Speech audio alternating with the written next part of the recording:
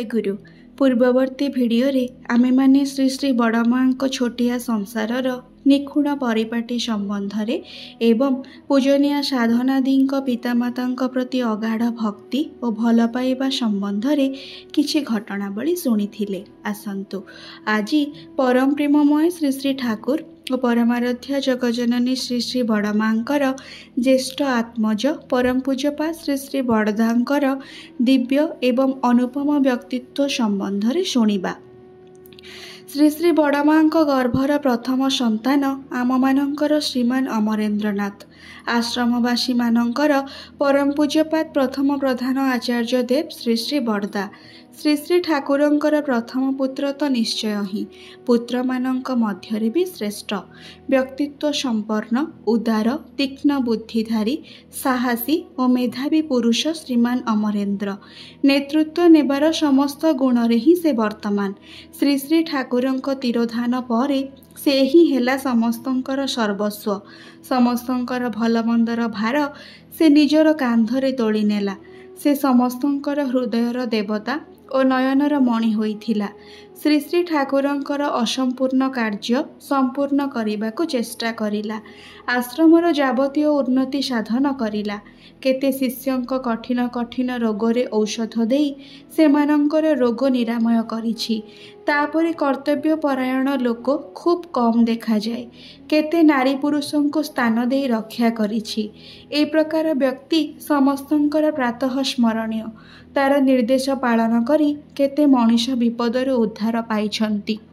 श्री श्री बड़मां छोट पुओ विवेक रंजन अर्थात मणि भारतर बहु स्थान घूरी घूरी श्री श्री ठाकुरंकर प्रचार करिछि। श्री श्री ठाकुरंकर भावधारा अवलंबन करी बही लेखि यात्रा अभिनय कराइछि एवं निजे मध्य नाटकरे अंशग्रहण करी समस्तंकर आनंद बढ़ाई तोले। निज घरे श्री श्री ठाकुरंकर पूजा और कीर्तन पाई गोटे हॉल घर करी सेठारे निजे समस्तंको नहीं प्रार्थना करे एवं कीर्तन करी समस्तंको आनंद दिए। श्री श्री बड़मां छोट झीटी है शांत्वना। झीटी खूब ही सुंदरी, स्वभाव मध्य सेपरी मधुर। सबु कामरे ही से पारदर्शी थिला। सुनिपुण भावरे काम शेष करे। बड़ ही मिष्टभाषी और सदालापी थिला। मते रांगा माँ बोली कही कुंढाई पकाए। श्रद्धार सह कथा हुए। बड़ गुणर झीटी। श्री श्री बड़मां गर्भस्थ समस्त संतान माने ही आदर्श स्थानीय थिले। सेमाने समस्तंकर ही अनुसरणीय। एमानंक सह जेउमाने थरे मिसिछन्ति सेमाने जानन्ति सेमानंक संग केते सुंदर और मधुर। साधारण समस्तंक संगे मिसी खेलाबुला करिबा, पढ़ापढ़ी करिबा, आमोद प्रमोदरे एका संगरे माति रहिबा सबु ही करन्ति। किंतु सेमानंक मध्यरे गोटे विशेषत्व थिला। एमानंकर पितामातांक उपरे भक्ति सेमानंक प्रति आनुगत्य विशेष लक्षणीय। दरिद्र प्रति ममताबोध सेमानंकु साहाय्य करिबा। समवेदनारे सेमाने सबु समय आगे जाआंती। दुस्त असुस्थ लोकमानंक प्रति सेमानंकर दृष्टि सदा सजग रही थाए। सेमानंक पाखरु किए किछि चाहिले सेमाने ताहा न देई रही पारंती नाही। सेमानंकर देबाटा लोकचक्षुर अंतराଳରେ। लोकमाने जानिला परि किछि करिबाकु सेमाने पसंद करंती नाही। बड़दांको आश्रमर पुओ झिଅ मानंको प्रकृत मनीष करी तोलिबा पई खूब ही परिश्रम करिबाकु होईछि। सेमानंको निज सामनारे बसाई पढ़ाइबा, संगीत शिखाइबा एवं सेमानंको मुखरु संगीत शुणिबा एसबु मध्य से करिछि। भोरु सेमाने समस्ते जेपरि विनती प्रार्थना को आसंती सेइथिपाई सेमानंकर प्रार्थना परे प्रसादर व्यवस्था करिछि। लुची तरकारी, लुची डाली पुणी केउ केउ दिन हालुआ करी छोट छोट पुओ झिଅ मानंको खाइबाको दिया जाए। एपरिकी उपस्थित दादा और माँ माने समस्ते प्रसादरु वंचित हुअंती नाही। दुईटा लाइन हुए, गोटे पुओ मानंकर एवं आउ गोटे झिଅ मानंकर। पुओ मानंकर लाइन रे प्रथमे छोट छोट पिला मानंको ठिया कराइबाको हुए। तापरे बड़ बड़ पिला माने शेषरे दादा माने समस्ते लाइन रे ठिया होई रुहंती। एही भाबरे झियो मानंकर लाइन हुए। जेते पर्यंत ठीक रे लाइन रे ठिया न हुअंती सेते पर्यंत प्रसाद देवा आरंभ हुए ना। बड़दा लाइन देखी प्रसाद बांटिबा को कहिले तेबे प्रसाद देवा आरंभ करा हुए। गोटे गोटे लाइन रे 2 जण करी प्रसाद देवार व्यवस्था थिला। जणे दियंती लुची आउ जणे डाली किंबा तरकारी जेउ दिन जहा हुए। झियो मानंक लाइन रे गोटे प्रकार ही प्रसाद देवाकू हुए। शालपत्रर ठुंका करी हाते हाते प्रसाद बंटा हुए। कौनसी शब्द नाही, हईचई नाही, ठेलापेला मध्य नाही।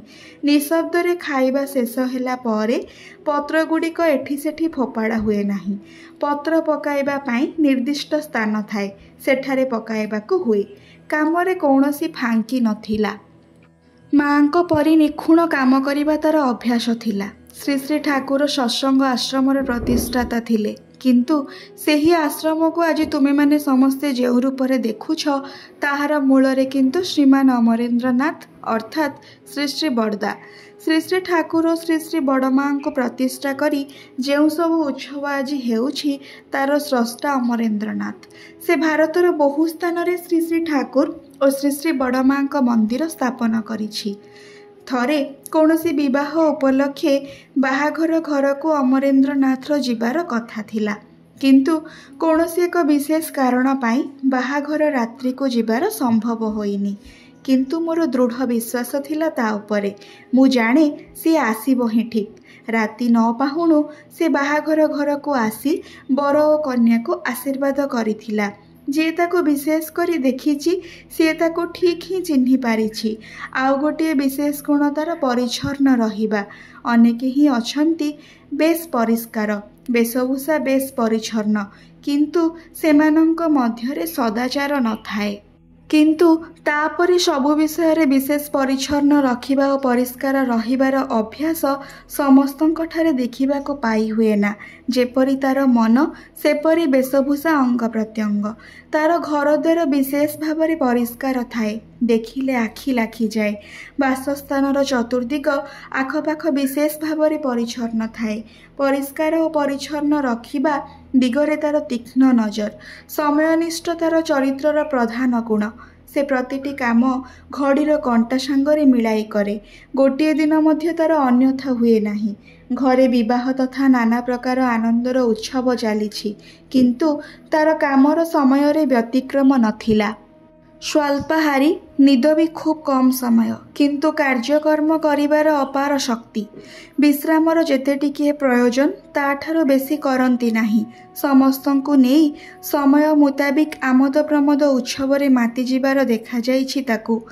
गान बाजनार आसर समस्तंकु नेई उपभोग करिबार ओ सेमानंकु भल पाइबार देखा जाइछि। समस्तंकु नेई एका सांगरे आसन रे बसी आहार करी आनंद करिबार देखा जाइछि।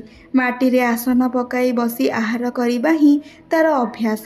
पत्र रे कौनसी खाद्य वस्तु नष्ट तो निजे करे नाही, बरम किए जेपरि नष्ट न करे से दिगरे लक्ष्य रखि थाए। जेपरि केबे मध्य किए खाइबा नहीं न पकाई पारे सेपरि भावरे ही परिवेषण करिबाको कुहे। जे जेउटा खाइबाको पसंद न करे सेही जिनिसटा ताको बाढ़िबा पई समस्तंकु ही बारण करे।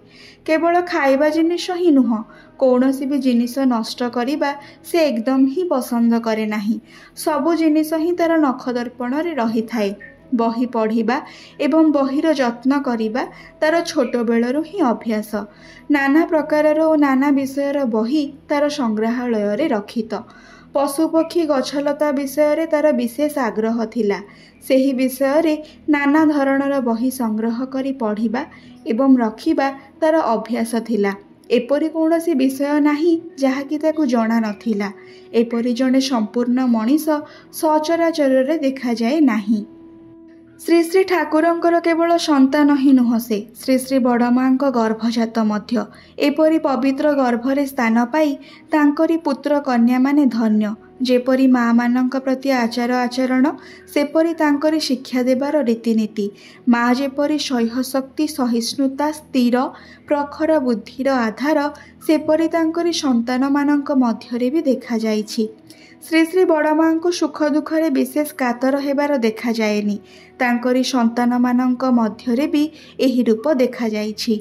प्रथम पुत्रटी को श्री श्री ठाकुरंक हाथरू खूब माड़ खाइबाकू होइछि। ग्रामर लोक माने अमरेंद्र नारे अनेक मिथ्या नालिश करी तार पितांको उत्यक्त कराई से निजर पुओ को बेधड़ मारिबारे बाध्य होइछंती।